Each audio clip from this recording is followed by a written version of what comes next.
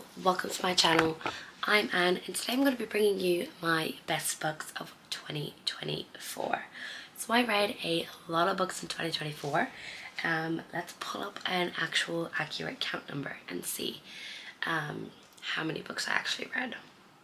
And excuse the voice, I am still recovering from working a New Year festival, and today is the day where I've actually not lost my voice halfway through speaking. So excuse the huskiness. I don't know, some people are enjoying it and will hope that my voice stays this way. I'm kind of hoping it doesn't because I don't need this voice. So in the year 2024 I read 225 pages and I read books and I read 78,031 pages. So my shortest book was Mr. Giggles, the International Love Clown. I talked about that in my Jante's Inferno reading vlog. And then It by Stephen King was my longest book at 1,116 pages. So we're not here for all those statistics, we're here to talk about my favorite books of the year. So the first book that would be one of my favorites of the year, none of these are in particular order, this is just as I was making the graph, the first books that kind of popped into my head. So Fear the Flames by Olivia Rose Darling would be one of my favorites. So I knew that this is an indie book, and before it got published as trad, I knew about this story.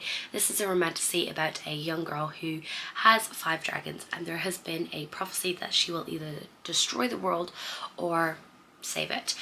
So her father locks her away and kind of keeps her away from her dragons. But she escapes and she ends up becoming a queen of this new city that she has created with her uncle. And she is now working with her father's worst enemy, and it is sort of a allies to lovers romantasy story. I love this so much. I'm kind of sad that I didn't get a indie published book of this or read it when it was indie, but I'm very happy that it is traditionally published and Olivia is getting the accolades that she deserves, because this book is stunning.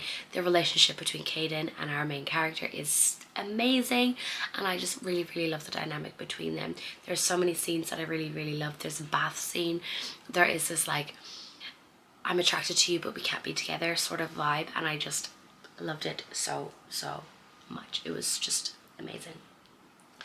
The next one that I loved this year was When Death Called Life Home by Zoe J. Breyer. This was a beta read for me and I fell absolutely in love with it. I am in the back of this book in the acknowledgements, which is amazing and a really great achievement for me this year. But I love this book so much. Immediately as soon as I saw Zoe was on Instagram, I kind of followed her and was following her journey of becoming a debut author. And when she asked for beta readers, I immediately jumped on it. So in this one we're following Alora, and she is living in this world where she doesn't remember apart from the last 3 years. So she kind of turned up on this estate and she's been kind of under the wings of the people who own this estate.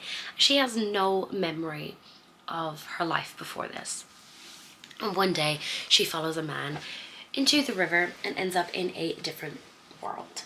And we are then following Askian, who is one of Death's people, and he kind of goes around killing things and people. And in this world they have these beautiful little familiars, these like they have this bonded connection with these animals, and Askian and Alora meet, and turns out that Askian actually knows Alora and they kind of had a relationship beforehand. So it explores forgotten memories, why she forgot, and we're just exploring this lush and beautiful world, and I just love it. I fell in love with it immediately. It does not leave my mind. Like, I am constantly wanting to reread it, and I think I'm just going to do it at some point this month and just say fuck it to my TBR, because I really want to read it again. The next one that's on my list is A Dowry of Blood by S.T. Gibson. So I read this back in February and I have such vivid memories of reading this book. In this one it is a kind of Count Dracula retelling through the eyes of his wife, Constanta. So this is an epistolary novel. So in this one, Constanta is writing letters to Dracula explaining why she did the things that she did. And right from the beginning you kind of know how the story ends, and we're just watching as it goes. This is just so beautiful and stunning. It explores abuse and domestic violence. It explores manipulation and gaslighting and just so many things. We explore polyamory in this story, and I just loved it. It is a short one, but I highlighted so many things in this book. Like, there's just pages and pages of highlights because this book is just so beautiful and so stunning. Like, some of the quotes are just beautiful. We have like one line here, but even loneliness, hollow and cold, becomes so familiar it starts to feel like a friend. You fill me with your loving guidance, stitched up my seams with thread in your favourite colour, taught me how to walk and talk and smile in whatever way pleased you best. I was so happy to be your marionette at first. So happy to be chosen. This book is just brilliant. I read this in February and I still think about it. I've been recommending it to everyone and anyone that I can. And if you haven't picked this book up yet and you do like a vampire story but you also like exploring darker, grittier themes, please do check your trigger warnings before going into this, because there is a lot of triggering content with abuse and domestic violence, gaslighting, manipulation, all that sort of thing. So please do check those before you go in. But this is so beautifully written. Like, there's sentences that just had my eyes tearing up because this writing is just stunning. So if you haven't read this book, please do pick it up because it is amazing. And I'm kind of sad I don't own an indie version of this, but we have what we have. We gotta make do. The next one is Shades of Smoke and Shadows by Celia Rourke. This is another one that I've been constantly talking about, constantly recommending, and I beta read this one on top of beta reading book 2, which was coming out in 2025, which I'm very excited about. And I did talk a lot more about this book in my 2025 anticipated releases, so do check that out if you want to hear more of my thoughts. But this is a story about Clara, and she has been hiding these strange markings on her body that show that she has different kind of powers than she's supposed to have. And one day those secrets kind of come to light, and the king of this land sends 2 men to collect her and bring her to his kingdom and his castle so she can live there and train so he can use her powers for a certain ritual / ceremony. And we watch her kind of have this weird dynamic, like love to hate to love sort of dynamic with Bo and Niven, the 2 guys who've come to collect her, and we watch their relationship grow and develop. Celia does not pull her punches with this book. You will be crying at the end. You'll be kicking, squealing, you'll be squealing, giggling and kicking your little feet reading this book, and then all of a sudden shit hits the fan and this book goes in a direction that you're never really expecting. And I just loved it, and I'm so excited to continue with this series and for you all to read book 1 and then book 2, because I've been screaming about this series for so long that it's finally time that people start reading it. The next one is These Shadows Become Her by Demi Clarissa. This is another one that I arc read for the author, and this was an amazing story. So in this one, we're following our main character who is on a mission to become an apprentice to a master artist. So she's working her little butt off to do this, and he decides that he isn't going to take her on because he is a misogynistic pig, and he decides that he's not going to have a woman be an artist. So she kind of falls into this deep depression and ends up drinking and kind of sleeping around, having a bit of fun, and kind of being lost in this world. And then she finds her sister's dead body, and there is a vampire standing over her, and she believes that this vampire has something to do with it, and he is saying he hasn't done anything. So he is going to help try and find this. There's more bodies kind of turning up, there's more things happening within the story, but we are following this couple as they are trying to figure out what happened to her sister, but also fighting the love that they are growing for one another. I love this one so much. The tension, the darkness, the grittiness. Book 2 is coming out in 2025. I'm very excited. There is just so much that happens within the story. The relationships, not just between the main characters, but the relationships outside of that. So the relationship that our female main character has with her family is really beautiful. and just the fan family sort of dynamic as well that happens within the story is just really, really beautiful. The next one that I want to talk about is the Siren Sisterhood by Athena Embolis. So in 2024 I came across the Sons of Echidna, and I begged and pleaded and signed up and kept signing up to be part of the street team until I was approved. And this is book 2 in the Sons of Echidna series. So book 1 is following our main character Lucy, and she gets this new job as a sort of nanny. She turns up and it's a house full of basic adults and monsters, and she is being told that you just need to wrangle these people together and just make sure that they don't die. And we follow her as she's dealing with this and also realizing that she may not be able to leave. And this is following on from book 1. This ends on a massive cliffhanger. What I love about this is an NZ author. She sprays all her edges on her own, has these special edition paperbacks, and she also does all the art within the book. I've never seen a sort of fantasy book that's for adults with illustrations throughout the novel, and I just really, really love it because it really enhances the story, and I just love this book so much. This is another one that is due a reread because I read this towards the beginning of the year.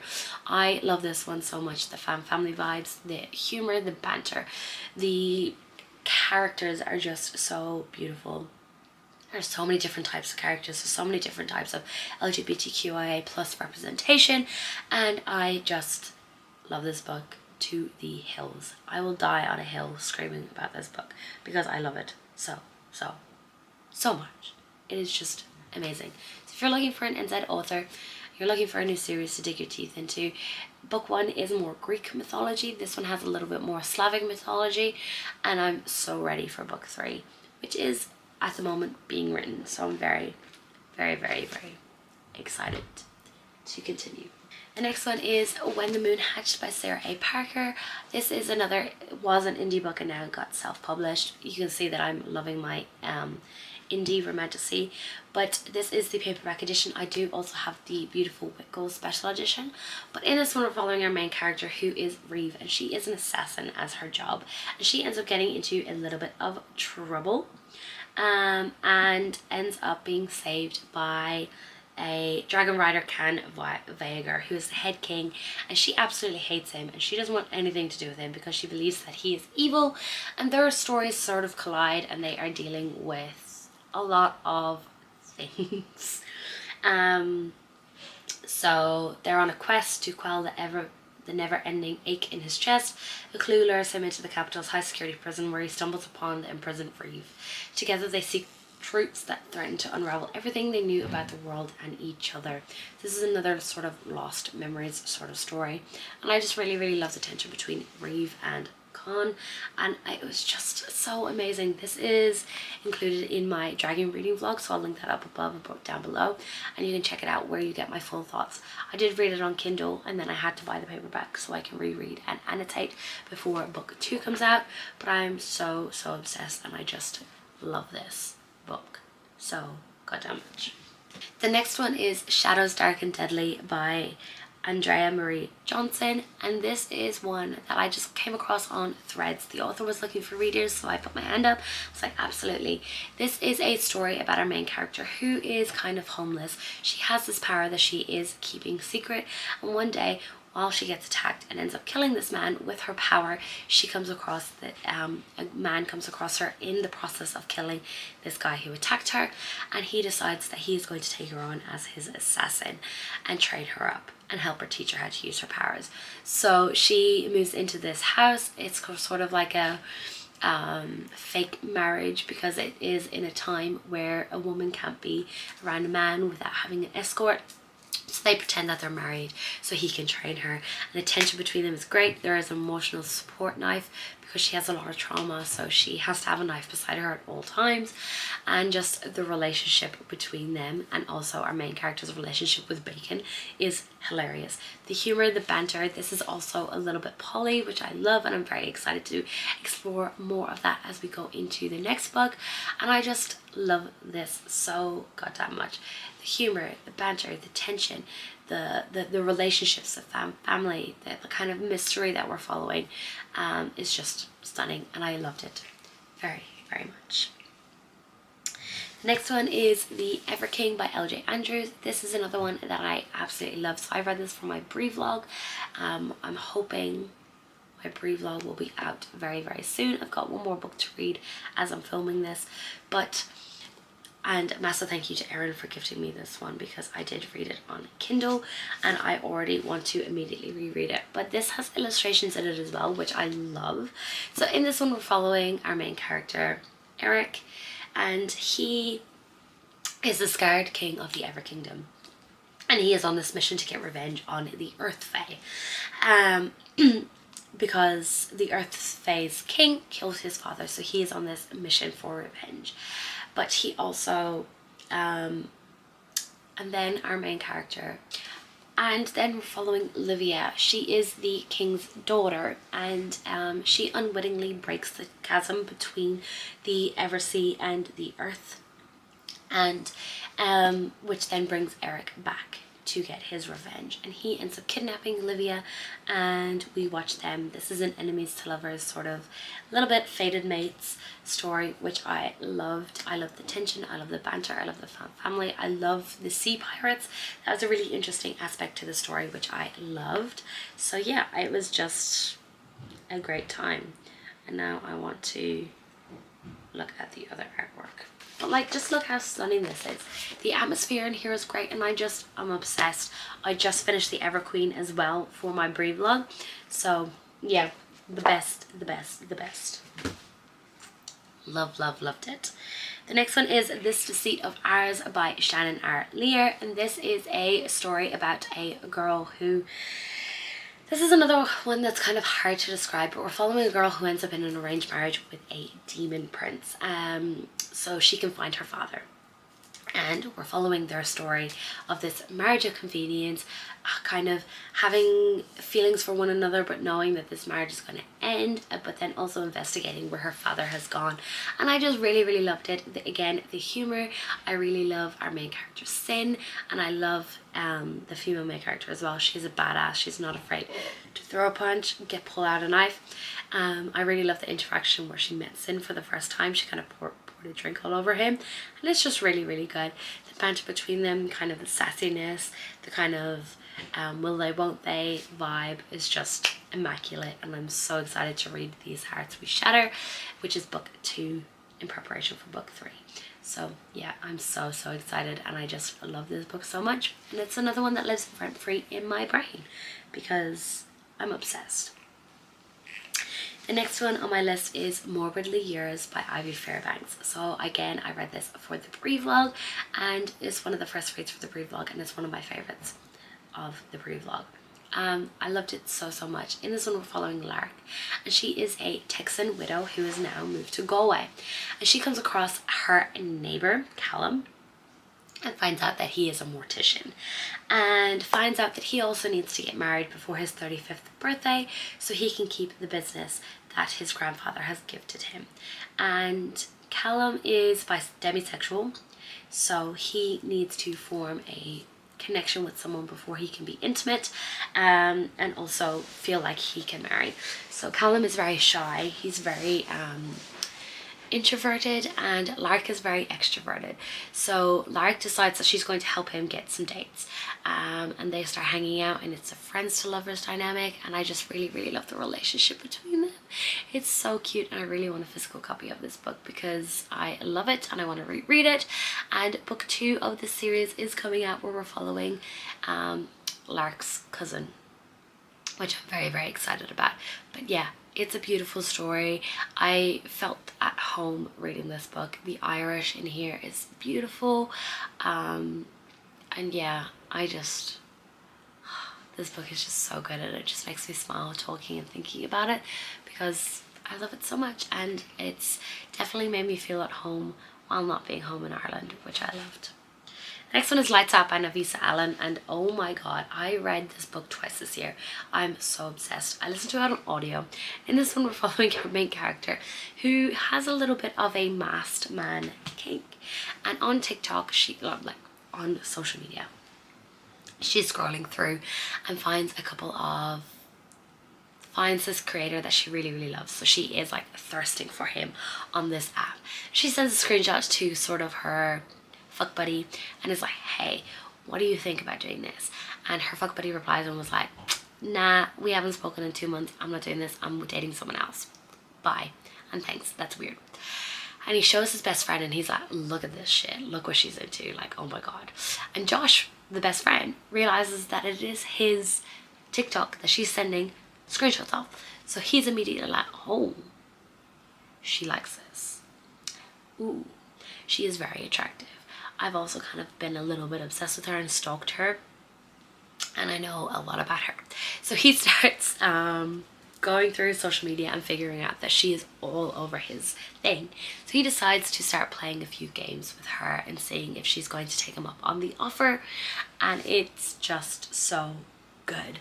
The banter, the humor. Josh is the most cinnamon roll character you'll ever meet, even though he's kind of a little bit crazy because he has a mask and he gets her to ride a knife. Yeah, it's just a really good dark romance, kinky time, and I had the best time.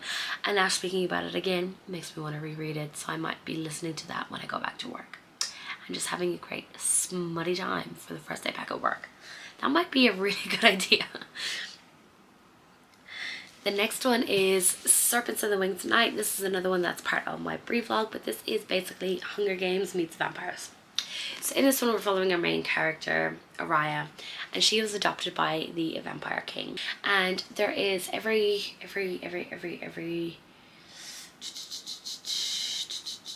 there's a competition that comes up every couple of years, 100 years, something like that, called Kajari. And she is going to enter to get granted a wish by the goddess of death herself. So she has to enter this Kajari as a human and go against all these vampires, and it is basically a fight to the death. They've got all these challenges that they need to go through, and she has to team up with a vampire that is Rain, and just to get to survive. And it's kind of, again, this enemies to lovers dynamic. The ending of this, insane. Was not expecting it, but I tabbed this book up so much. I loved it, and I'm so excited to continue with this series. I do need to read the novella before I jump into Ashes and Starkest King, but I'm just so obsessed. Love this. And again, it's another one that lives in my brain rent free.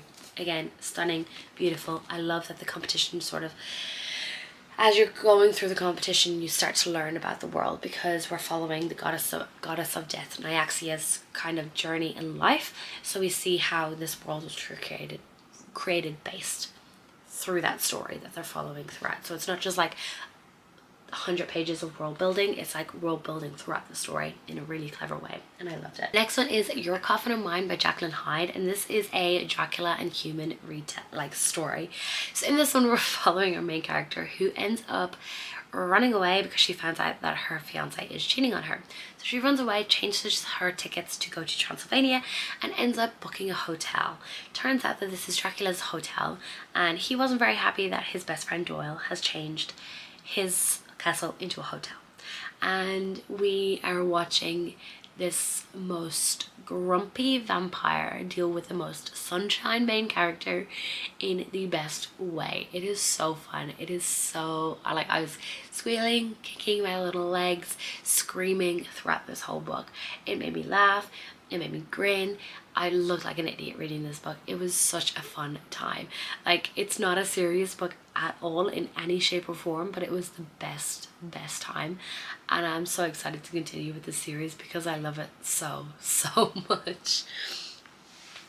Next one is Butcher and Blackbird by Brain Weaver. So this is the Bookish Box special edition.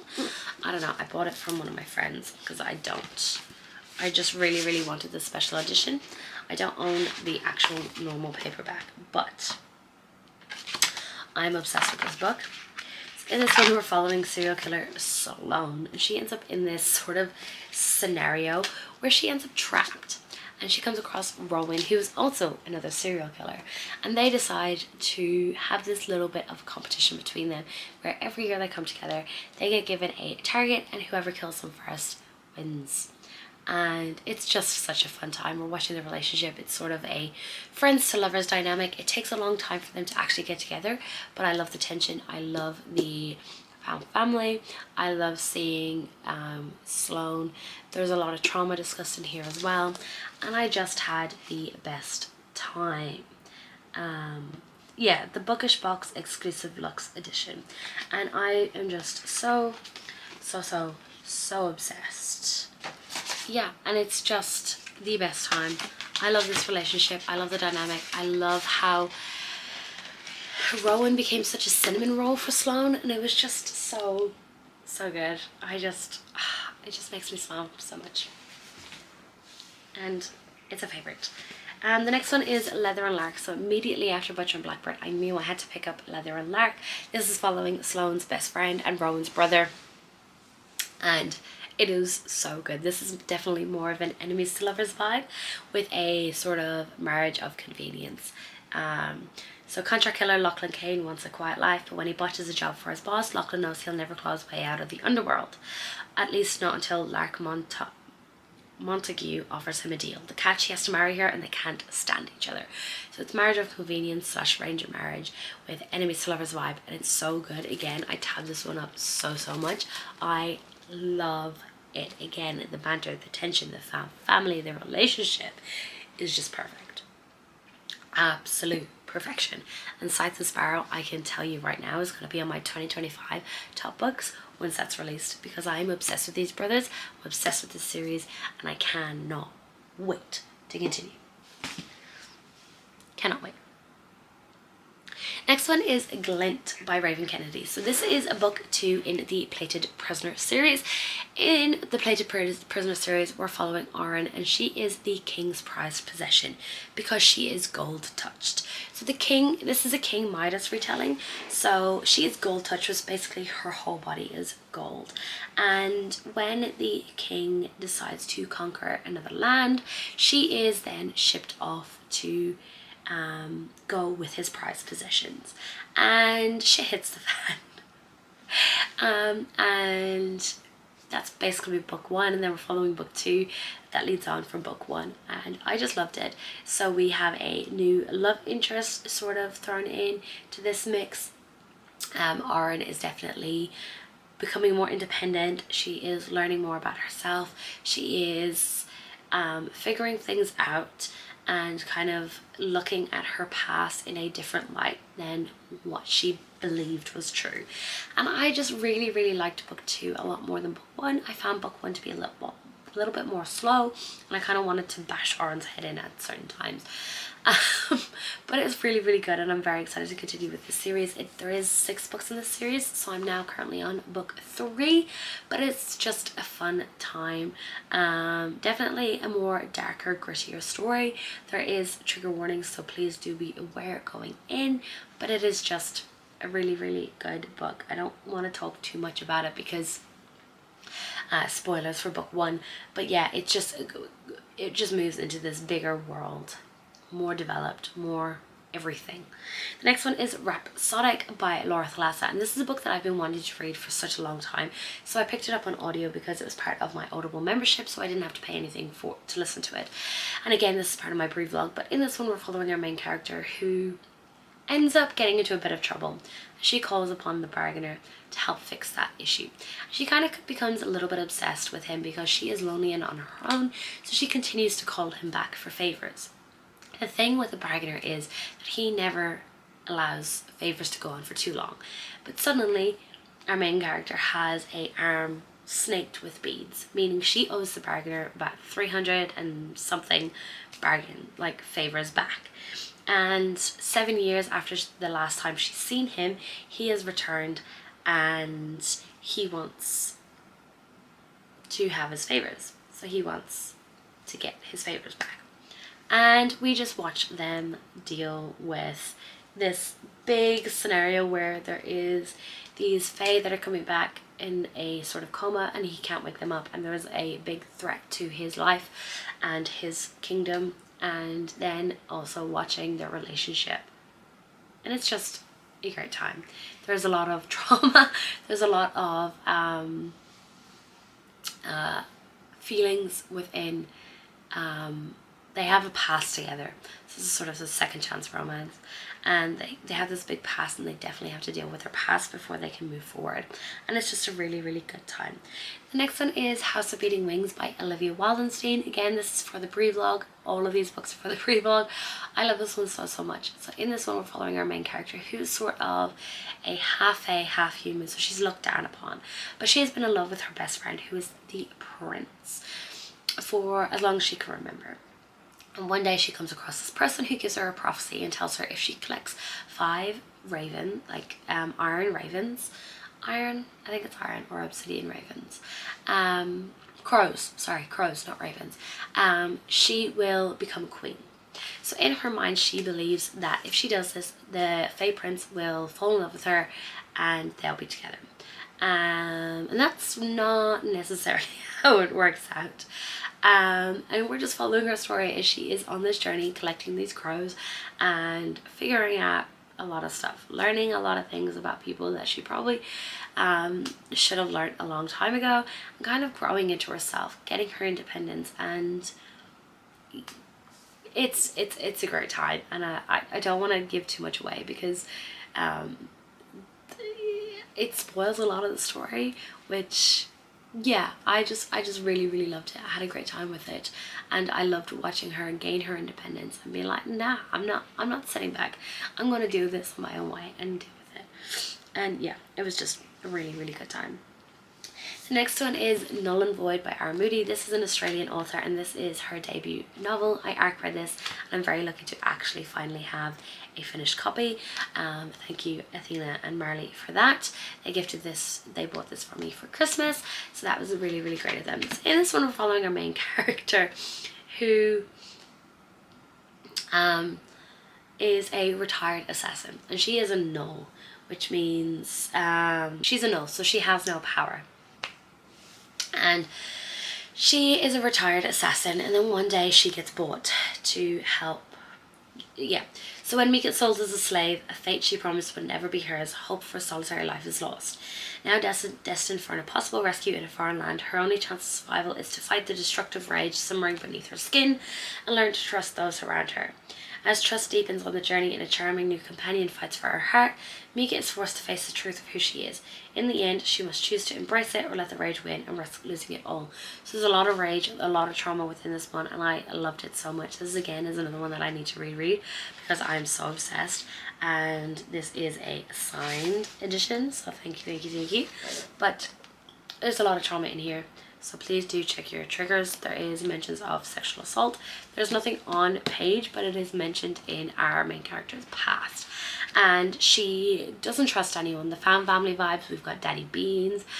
It's just a good time. The fan family is one of the best fan families that I've read in a long time. Like, I just wanted to be part of this group and just follow them on their journey. So good. And again, I want to reread this now, and I got a beautiful sticker and a gorgeous bookmark too, so massive thank you to R. Moody for that. But yeah, this is another one that I just am begging you to read because it is so good. If you like assassin stories, if you like female rage, if you like revenge, if you like fan family, if you like this beautiful heartfelt cinnamon roll main character who is trying to win her heart and being like, no, I can wait, like I'm not going anywhere, I am ready when you are, like I'm waiting for you. And it's just, it's so good. I just want to reread it. I just want to reread all of these books, honestly. But I've got a massive TBR that I can't. The next one is Bride by Ali Hazelwood. So this book has now become my third 5-star Ali Hazelwood, which means Ali Hazelwood is now a favourite author of mine. This is her foray into paranormal romance. So in this one, we're following Misery, and she is the Vampire King's daughter. Yeah, the councilman's daughter. And she has kind of been living in being anonymous, so she doesn't want anything to do with her father and kind of the vampire world. So she's kind of stepped away. She gets pulled back into this world when she is told that she needs to marry the werewolf king, to kind of broker an alliance between her family and the werewolves, so vampires and the werewolves. And she agrees to it because she is searching for something, and she believes that the Werewolf King knows what's happened. And I loved it. I was very wary going in, but I tapped it up. I had the best time. I'm pretty sure I read this for my Jantes Inferno reading vlog as well, so I'll link that down below. But I had the best time. The humor in here is great. The relationship, immediately he's like, my wife, you are my wife, I'm going to protect my wife. And it's just chef's kiss, and it is just so good. I love it. I love it. I love it. I love it. It's just amazing. Love it. And I need more from this author in this sort of world, and more paranormal romance. I just love her in general, but this one, chef's kiss. Next one is Happy Place by Emily Henry. I read this for Reading BookTube's favorite books of 2024. That was very like about March, April, May sort of posting, so I'll link that up above. But this was one of the books that I read for this vlog, and I am obsessed. So in this one, we're following our main character, Harriet, and Wyn, and her partner Wyn. They're the perfect couple. Everyone knows them as the perfect couple. Everyone is kind of building their relationships based on how Harriet and Wyn live their lives. And turns out that they've actually broken up, but no one knows that. So when Harriet's friends decide that they are having one last hurrah at their cabin where they normally go every year, Wyn and Harriet have to kind of pretend that they are still together, not to ruin this holiday.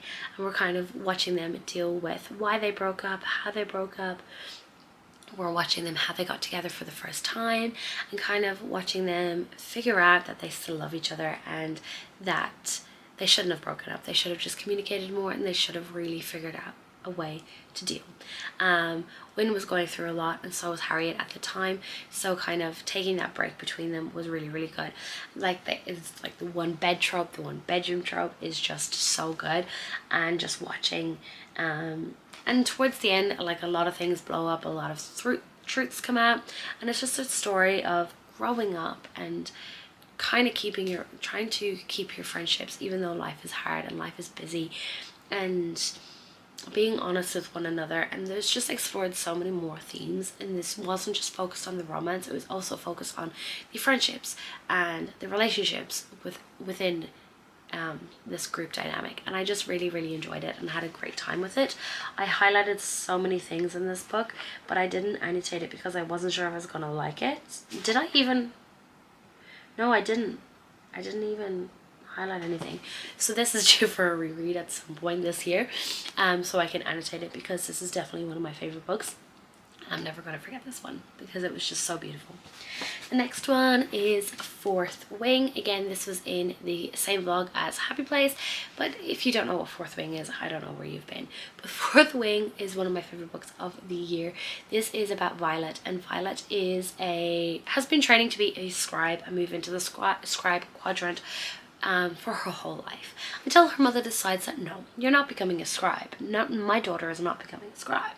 You're going to become a dragon rider, even though you've got a chronic illness where your bones snap and your tendons snap and joints and all that sort of thing snap really easily, and you basically are going to have to fight for your life every single day, but you're going to do it because I said so. My daughter's going to become a dragon rider. So Violet has to become a dragon rider, and she comes face to face with Xaden, who is her enemy. Like, her mother basically killed his father, so he is on this mission to kill her and get revenge.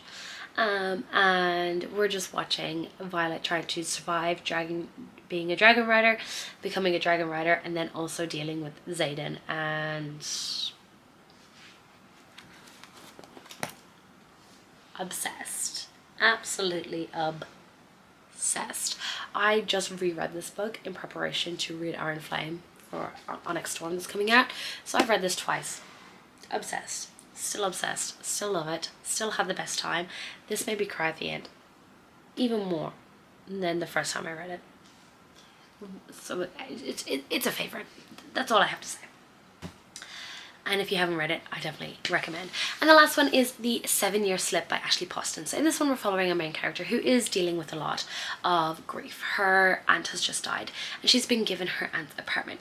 She's always been told by her aunt that this apartment has these magical abilities, and she's never really believed it until one day she comes home from work and there is a man sleeping on her couch, and he has told her that basically her aunt has allowed him to stay for the summer while she's on holiday, and she's like, my aunt is dead, that's not happening, until she realizes that this guy is 7 years in the past, because she was actually on holiday with her aunt at that same time, and she knew that someone was staying in her aunt's apartment while she was on holiday with her aunt.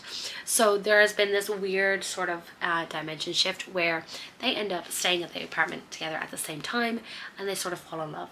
And then we're watching that story, but then also we're watching her in her timeline kind of meeting him again, and him not really remembering, and there's this weird sort of shift, and I just had the best time with it. I really loved it. I really want a physical copy of this book as well. It was just so good. It is so beautiful.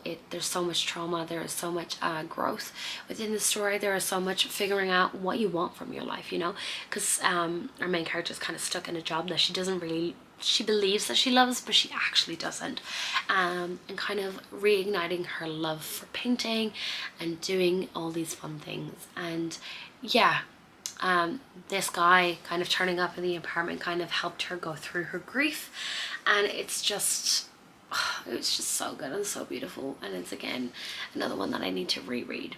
But that is the my top 24 books of 2024.